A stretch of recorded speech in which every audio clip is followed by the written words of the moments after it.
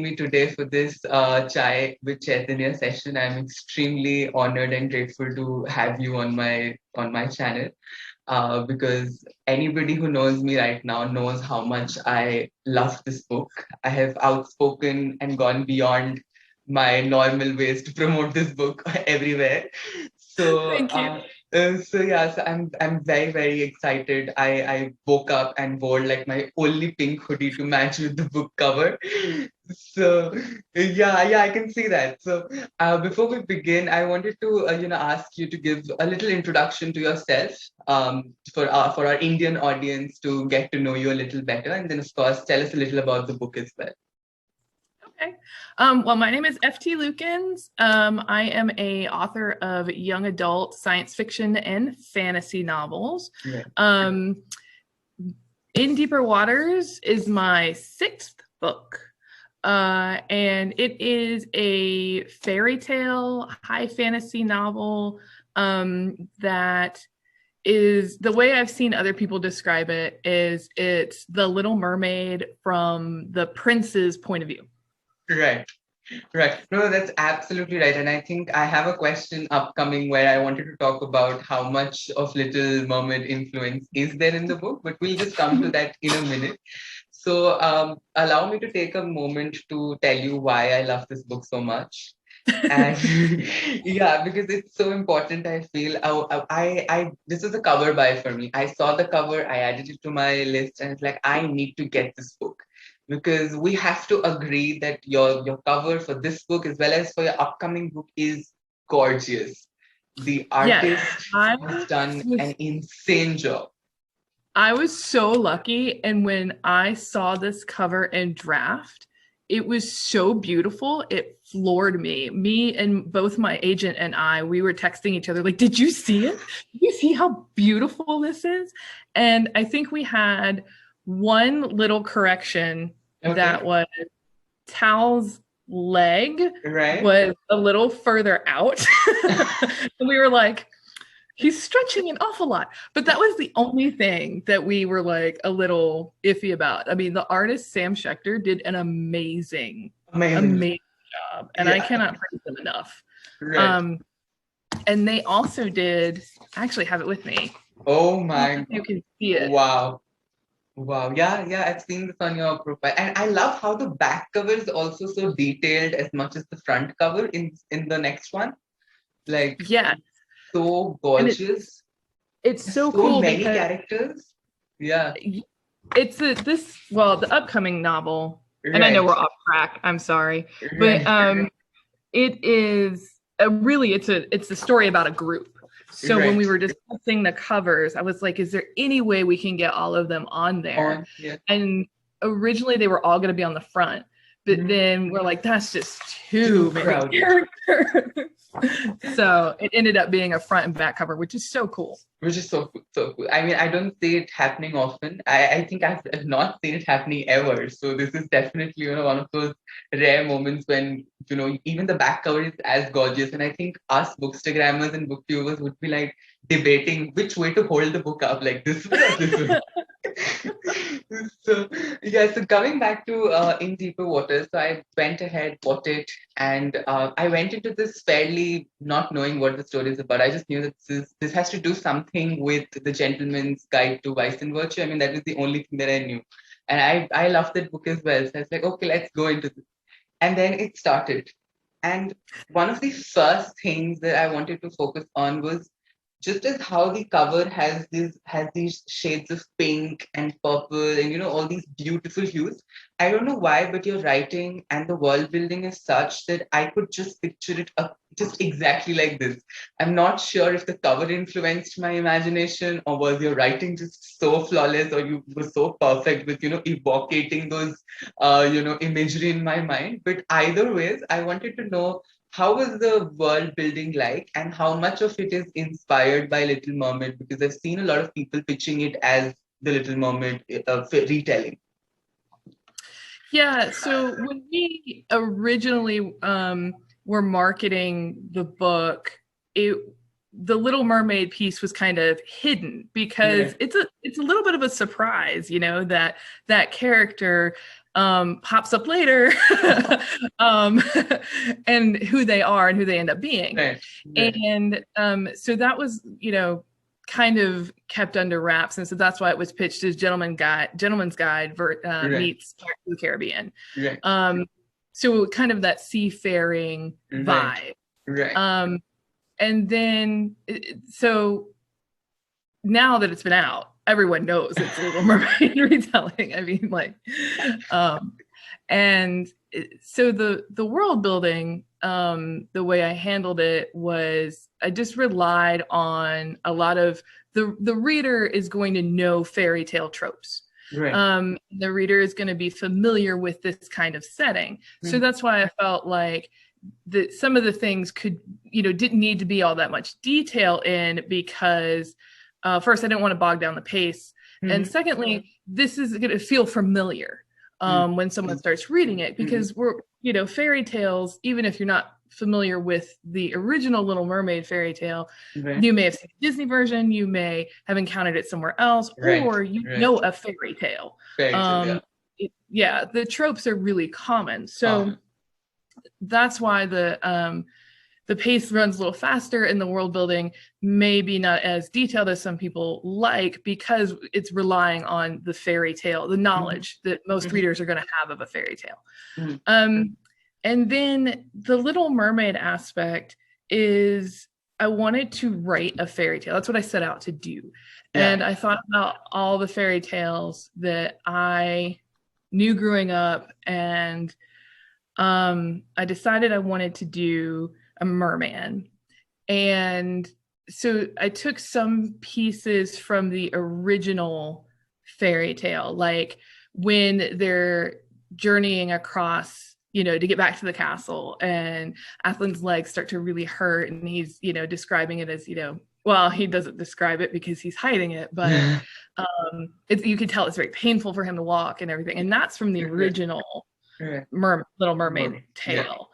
And then, some of it is very like the ships and the shipwreck. And I did a different version of the Sea Witch, which I really enjoyed writing. So yeah, it's a little bit of this, a little bit of that.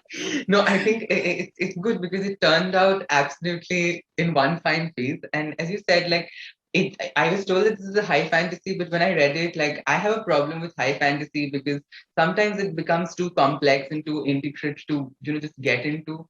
But this book was just, right off. Like, I read the first chapter and I'm absolutely sold. I'm like, okay, tell me more. And I remember I was reading this book so slow because this is so fast. And I know how weird that sounds, but I just did not wanted it to end. So I was trying to read like 2 chapters a day, or maybe 1 chapter, just to delay the ending, because I knew that the ending is going to come.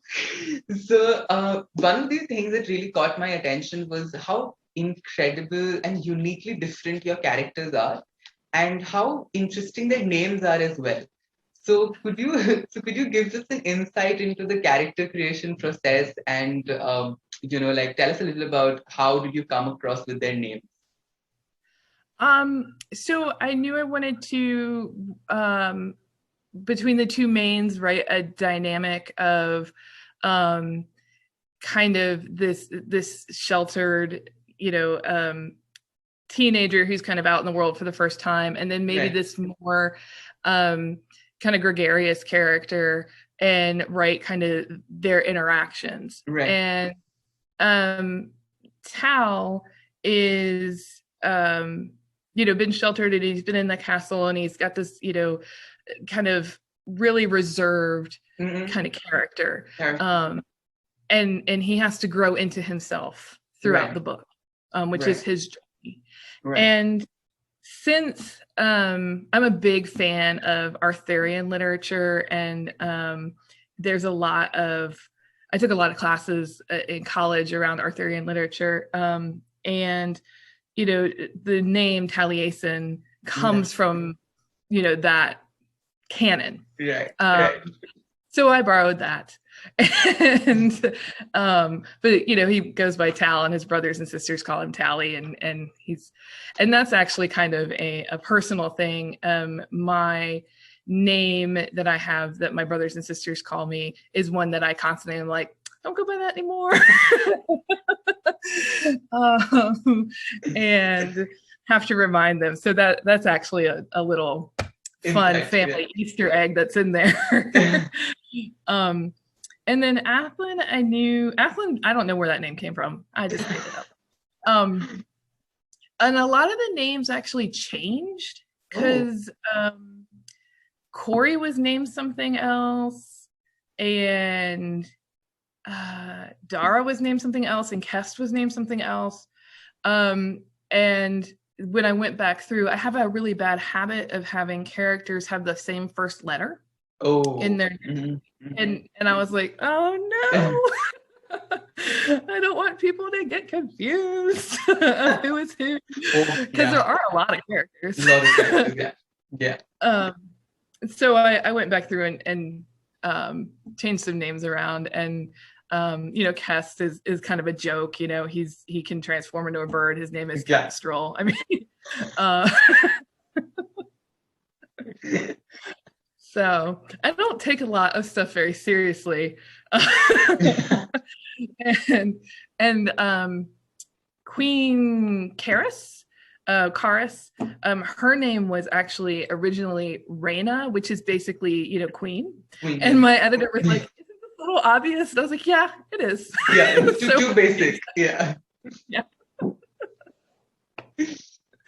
So that's where names are, I always have fun when I name characters. And sometimes I made the mistake in one of the first books I ever wrote where I put in a placeholder name for somebody, and I was like, I'll just name them this for right now and I'll figure it out later. But then I became like so attached to the name that I ended up having to keep that name, which was okay, but it wasn't the best. Yeah. So I try to figure that out now towards the beginning of what names are, and I try to balance it out to where some names may be because as a reader myself, one of the things I hate is reading and then getting to a name and being like, I don't know how to pronounce this in my head. Absolutely and I think with fantasies we all struggle with that more than contemporaries. Exactly. You see it more in fantasy and sci-fi, that you come across a name that you know, like, oh, how do they want me to? And then if you listen to the audiobook, I listen to audiobooks a lot. And I listened to the audiobook of a novel recently, and the way they were pronouncing the name, I spelled it differently in my head than was actually in the book. So, I mean, just to tell you, I think I'm a user of Scribd, which is an audiobook platform. And for me, this book, I did not know that it released on Scribd, because back when I got this book, I wanted to check if it has an audiobook or not, but it was not there. Like, it was only on Audible. So I think last week it released on Scribd, and I'm currently in the process of listening to the audiobook as well. So in a span of 1 month, I think I've already reread your book. So and yes, I will agree. The audiobook is really great. I think that the narrator is doing a fabulous job of, not in terms of the name, but just, trying to evoke Tally's, perspective and how he would sound. He's doing a great job. Yeah, I was really lucky with that narrator. And so there was not an audiobook planned originally. Okay. And then the book did pretty great in the beginning, and they were like, well, let's go ahead and do the audiobook. Right. So I got the list of narrators, and I listened to everybody, and I was like, the last guy I got to, I listened to it, and I was like, ooh, I really like him. Can he be our 1, 2, and 3rd choice? Right. And then he contacted me and asked me to send him how to pronounce some of the names. So I actually recorded my own voice pronouncing names for him, and then sent it to him so that he could hear how I imagined them pronounced. Right. I think I picked up on the narrator very quickly, because I think I've heard him a couple of times in different audiobooks as well. And the one that I can remember from memory is Sean David Hutchinson's A Very Complicated Love Story Set in Space. I think he was one of the narrators over there as well. So yes, it's brilliant. So And I think with audiobooks, what happens is that for places like India or other countries where probably the rights still haven't been, sold off, and like, so you get imported. So the book price becomes really high. So you have to wait till the time, the international edition comes. And I think it usually happens that a year later, they release the paperback edition, which goes across the world. So till then, I think audiobooks are the fabulous way for those people like me who can't really, read it on digital, like on a Kindle or anything. So I'm great that you guys took that decision. Yeah, I was really I had never had an audiobook before, so I was Right. really, really pleased. It was like another author check mark, like, yeah, Yeah. audiobook. And so This Is Ever After is going to have an audiobook right at release too. Okay. So instead of having to wait for that for a couple months, it'll hopefully it will come out on the same day. Same day. Yeah. Okay, so going back and talking about how you mentioned that, how your siblings call you, have this funny name. So I wanted to come back to that aspect in the book as well, that how beautifully the siblinghood is kind of touched upon. And two things that I wanted to note was that, one, I have not read enough books with like, brothers just being brothers, like, that healthy, positive brotherhood between two brothers, or group of brothers, or just otherwise very positive and a kind of a family that you would love to be a part of. Because I think all my family that I know of is so dysfunctional that sometimes all you want to do is just to leave home and get away. So this seems like the perfect place to go. So could you give us a little insight on that? Because you said that you have like siblings yourself. So how much of it came into the book directly, and how did you approach that? So I really did want to write a very accepting family, and a family that is solid and tease each other and Right. get along, but also are there for each other when Right. things are going on, and may not approach things the exact right way, but then understand that, or correct it, and then change their ways, or whatever. Just a great family. And so I am the fourth of four. Okay. But I have two nieces and nephews behind me that are very close in age. So my brother is, so I'm the youngest of the four, Right. but my brothers and sisters are 13 years older than me, 11 years older than me, Right. and 3 years older than me. And so I have nieces Right. and nephews that are like right behind me. Oh my So we all God. grew up together. Yeah. Like So, big bunch of people. Yeah. yeah, all together, there's like, hold on, if I can do the math, there's like 20 some of us. What? Yeah. And like you all live in the same like in the same city? Not anymore. No. Yeah. So, but we do family vacations every once in a while, and we'll like go to the beach together, and we went to it's been a while, but we went to the beach together a few years ago, and I think there was like 21 of us in the beach house. So we get kind of rowdy, and we don't always get along. Okay. I mean, yeah, I was waiting for that, because I mean I have four members in my family and we don't get along. So I can't imagine to have like 20, like being close to 21 people. So, yeah, we don't always see eye to eye. We don't always get along.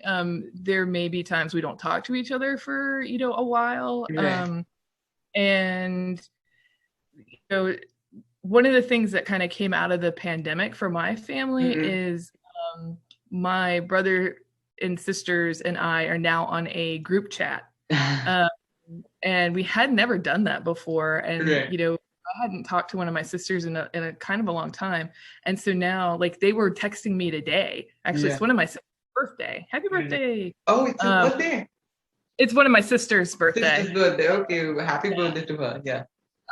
But so now, yeah, we have a group chat that we text each other with. And keep up with each other that way, and what niece is doing what nephew is doing what grandchild's doing what, kind of thing. so yeah, I have that relationship with my brothers and sisters, and I wanted to portray that for this family, that they get along most of the time, not all the time. All the time. Yeah. Yeah, because I They- remember there were instances wherein, like, remember that place where I don't want to give away too much because I want to keep it strictly non-spoilery. So there are times when Tal does things which Garrett wouldn't really approve of, and he's kind of questioning what he will do when he comes face to face with him. And I was like, oh my god, I don't want Garrett to not like to shout on Tally, or just like not like him, or just go behind his back or whatever. But that just did, again, I can't say it, but like it just doesn't go the way I wanted it to go. And I was so happy because low-key I wanted it to not go the way I was thinking it would go. So absolutely wonderful. It was so positive. It was so accepting, as you said. And also, I noticed that one of the key themes in your book is about to accept yourself as you are in totality. And here, necessarily, acceptance doesn't really come from a part where that has to do with his homosexuality. It has to come from a part about his magic and about who he is and how he comes across. So, how much of it is like a simile, or it's like a metaphor, just to also talk about homosexuality, or like how do you see it? Because when I read it, I felt like it's a very fine balance of both, and it did its job really well and without being too direct. Mhm. Yeah, well, it is a book aimed towards a young adult audience, and Right. young adults are have a lot of change that goes on with them, and are messy. I live with two young adults currently, my son and daughter, and they're Have really they read the book? no, they haven't. They have not. They're not. Oh, it pains me to say this, but they're not really readers, and I don't know how to Yeah. Yeah. but they taught. They were like, our mom's an author, and I was like, yeah. But yeah, so it's a book geared towards young adults, and so there's a whole coming of age storyline, character arc, and I think we see a lot of books that have coming out stories, and that kind of plot, and there's very much room for those books. Those books are needed. Those books are great. Yeah. But also books are needed that don't have that someone just is, and they are living their life, and they accept themselves as they are. And it just happens to be this is a fairy tale with a romance between two guys, kind of thing, with a bi-pan main, and the journey for him isn't his sexuality and being LGBT or anything like that. The journey for him is something different. And I really did, that was intentional. Yeah. Right. So that was done, I think, really well. I remember, reading it, and in fact, even the family's reaction, as you said, you wanted them to have a very strong foundation. So even when Tal, at one point of time, somewhere, when the mother gets to know, again, I don't want to give away too much. So again, the reaction was fairly surprising. Like, I was not expecting that, but this is so amazing. Like, another reason to go to this place. Right. So I wanted to know, what was your favorite scene to write, one? And second, I know that now that I've spoken to enough authors, I know how many revision each book goes through.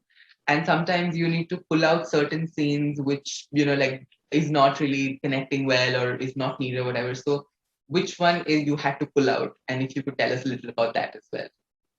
So my favorite scene to write, there were quite a few. The scene in the cave, I loved writing that scene, the real scene. Right. We will be as vague as possible. I think that the people who have read the book, they'll figure out what you're talking. Yeah, exactly.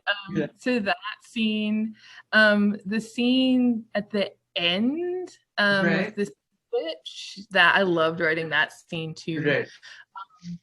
And then a scene that made me cry when I reread it, not when I first wrote it, but then when I was doing things. Yeah. The scene that made me cry is when Tal is in the ship and Cass Right. leaves. Right. Oh yeah. And Yeah. I was like, why did I write That was scarring. I will only describe it as that, scarring. Yeah, it hurt. But so this book was actually kind of different in the way it was written. So my first books I had done through an independent press, Right. through Right. Mm-hmm. So this book I wrote with the intention of getting an agent Right. and going to a bigger publisher. Right. Right. Because I wanted to, step a little more into my Further. career. Yeah. Yeah. Yeah. So this book was written over it was started in November, I think it was 2017.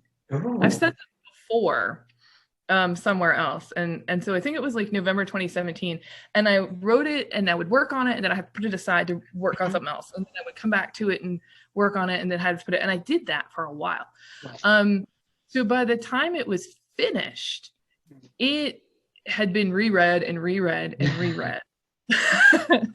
And then I queried it, and Ava Scalzo at Spielberg Literary was one of the folks that really liked it, and she became my agent. And so then she did a revision, and I revised it again.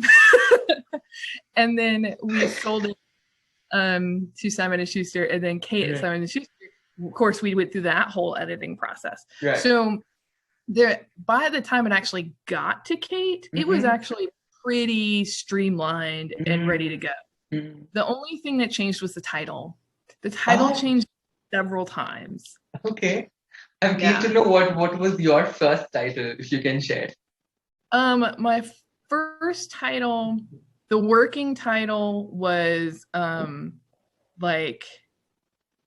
what was the working title? Well, the title that I queried it with was Beloved Water and Fire. Ooh, yeah, I get why you must have chosen that. Yes. Yeah. Right. But then when we were, working on it and stuff like that, that is such a kind of really a high fantasy name. Name, yeah. Yeah.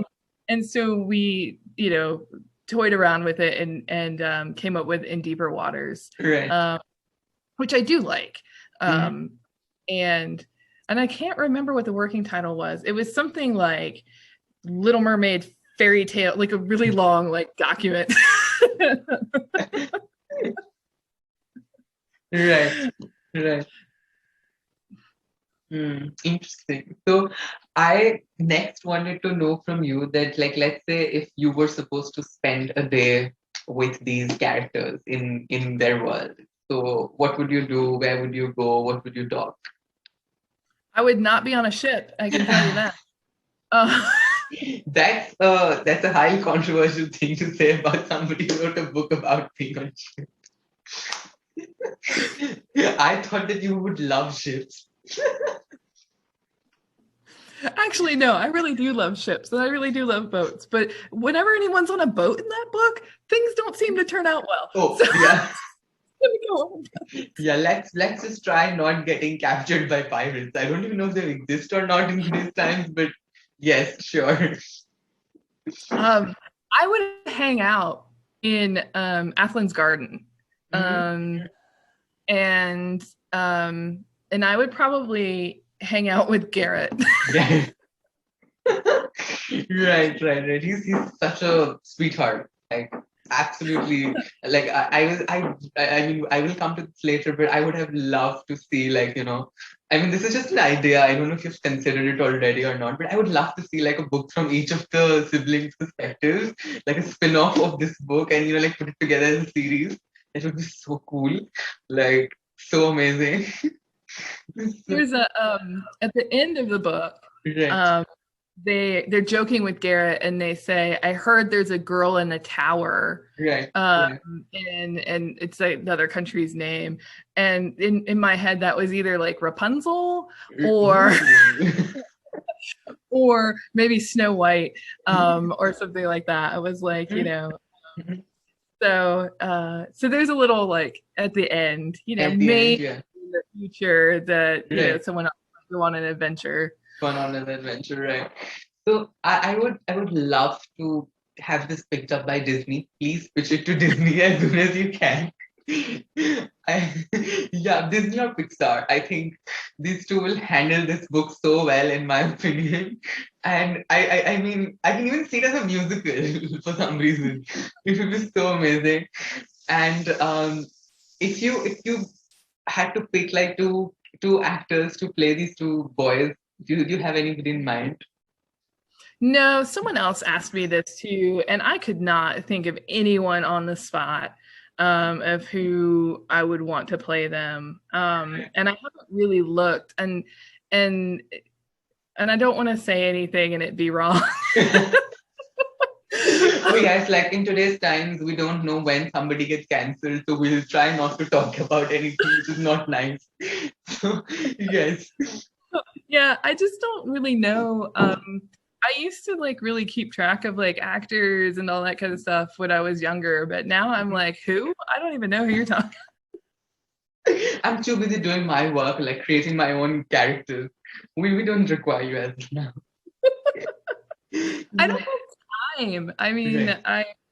it's I mean, I watch some things Mhm. and I you have to go back to the creative well Right. and listen to books or watch TV or Mhm. watch a show Mhm. or a movie or something like that. But it's really selective on what Right. um I can what I could do because I just my schedule's so full. So yeah, yeah. So kind of wrapping up now. So what books would you recommend to people like me who love this book and can only reread it until you give us a sequel? So so between that and which as you say, can happen in the future, but we also don't know when. So between that and between the time your new book comes out, so what books would you have in mind as similar to this, and what would you want us to read next? I think you should read The Mermaid, the Witch, and the Sea Mhm. by By Maggie. Sarah. Okay. Okay. It is a really, really great Mm. novel, and it's a young adult novel, and there's magic, and there's romance, and there's pirates, and Is this like the an mermaid. LGBTQ title? Yes, it is. Ooh. And it is. I listened to the audiobook, and I really Right. enjoyed it. And it even the like there she does really cool stuff with point of view in that Mm-hmm. book Mm-hmm. because the sea itself is a point of view, which I Point. found Oh. really and I really liked that. And then A Clash of Steel by CB Lee is Right. coming out. It is a Treasure Island retelling. It is Ooh. also LGBTQ. Okay. Um, and CB Lee is one of my favorite people in the world. Okay. And she wrote the Not Your Sidekick series, the Mm-hmm. Sidekick Squad series. Right. So A Clash of Steel is coming out September 7th, I think. It's very soon. Okay. Okay. So yeah, I Yeah. would say those two very piratey, seafaring, Right. LGBTQ fun vibes. Right. Right. Right. No, sounds great. Thank you for those recommendations. I'm gonna end this chat and then go directly to my Goodreads and add it to my never-ending TBR. Like I get so many books that I have to like really prioritize. And this one, as soon as it came, I'm like, let's go. This cannot wait. This can't wait. Because I had to get back to like lots of ARCs and review requests. It's like all of that can wait. Now it's time for this because I've been waiting for this. It took like almost a month to come because I don't know from where it was coming, but wherever in the world it was, it took like a month to reach me. So I was like, okay. And for some reason, I couldn't I couldn't get approved for a physical ARC for this one because because of COVID restrictions, things have become so difficult. So they were like, the Simon and Schuster were like, we are only giving out, e-copies and NetGalley copies to international readers as of now. So it's like, I'm sorry, but I can't read it on digital. So I had to wait for this copy. And I have to also tell you before we kind of close that this is probably the most beautiful book on my shelf. I have a lot of books, but this. So every time I keep it on my shelf, it's always like this. It's never like this or like this. It's always like this. It's always on a display. And I don't have a lot of people coming to my home right now because in India, COVID situation is pretty bad still. But every time somebody does walk in, they just instantly look at this book.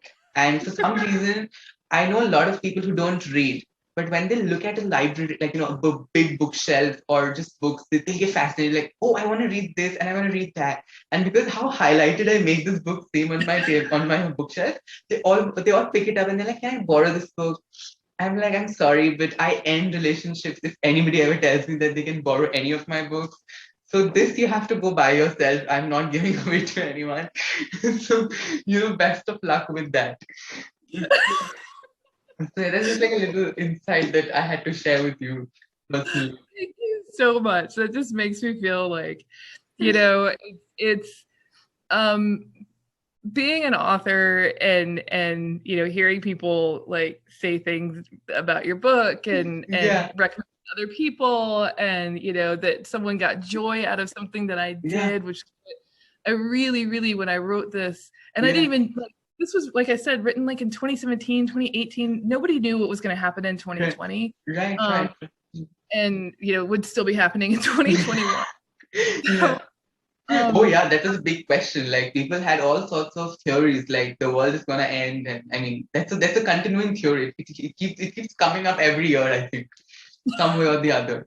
Yeah, but when I wrote it, I just wanted to make sure that it was, a happy ever after, that yeah, it was joyous, that it yeah. celebrated, you Right. know, this the romance, but also a family, Mhm. and would just, when people would finish it, just be like, oh, I'm happy, or Happiness. this made me feel good, and they could take that like into the rest of their Right, day, right. week, or whatever. So to hear that I actually did that and I accomplished that just makes me like, So happy. And I must tell you, like, it's not only become like a comfort read, and and one of the key things of a book becoming a comfort read is like, it has to have less number of triggers. I mean, in the sense that you need to be able to enjoy it when you are triggered. And for a right. very long time for me, that was Harry Potter. But then, of course, with everything that's been going around, I mean, I still read Harry Potter, and I mean, personally, but then trying to talk about it like online has become a whole different situation. And it's all, I mean, of course, not getting into that whole argument, but it's not even right to a fair extent. So I actively was looking forward to more books that can become a comfort read. So this has definitely reached there. So like I'm picking up F.T. Lukens over J.K. Rowling right now. So yeah, so and I hope more people do that because this book absolutely deserves more love and more attention. So yeah, I mean, thank you for doing this. It was an amazing time talking to you, and I had lots of fun. Well, thank you so much for having me. And, I will come back again when Right, This Is Ever After comes out. right.